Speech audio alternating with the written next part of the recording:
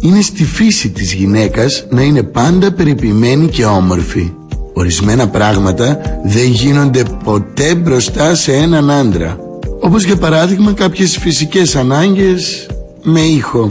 Γυναίκα που μπορεί να αεριστεί μπροστά σε έναν άντρα είναι ικανή να πει ακόμα και την ηλικία της, λέει η φίλη μου η Αμάντα που τους έχει πάρει όλους. Ραντεβού την άλλη εβδομάδα στην πιο σεξι στήλη της πόλης. Κάθι Πάντσο. Και ενώ ετοιμάζεται ο Τσίκας πάνω στον Βραζιλιάνο κοντά του Κιόντα Μπίζας. Πολλές φορές κάποια πράγματα είναι τόσο αυθόρμητα που δεν μπορούμε να τα ελέγξουμε.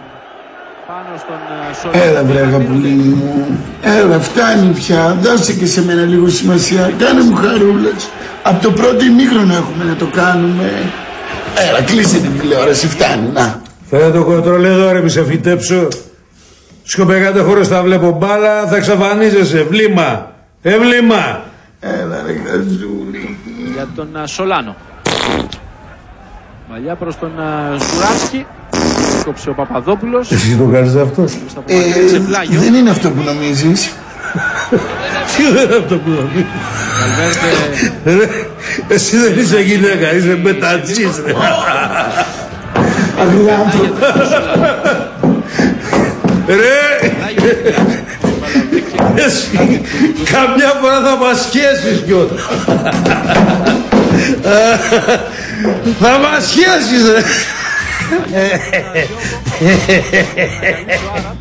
Τι έφαγες ρε, σαμπρέλες. Ήταν η χειρότερη νύχτα της ζωής μου. Το κάναμε μόνο 8 φορές. Πόσο δίκιο είχες Αμάντα.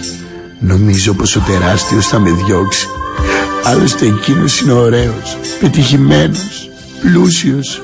Κι εγώ είμαι απλά το κόριτσι της πορδής.